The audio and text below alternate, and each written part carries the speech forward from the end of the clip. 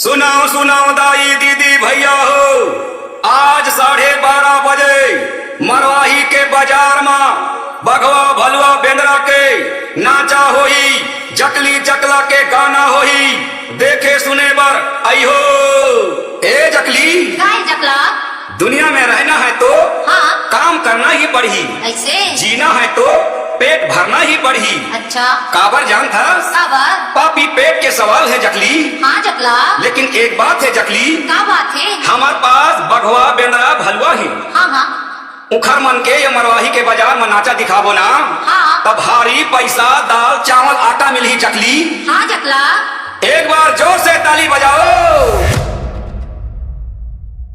नाच बघवा डमा डम्बा दे बाजा, नाच बेंदेरा, नाच भलुआ डमा डम्बा दे बाजा, नाच भलुआ। कमर हिला के मुड़ी डोला के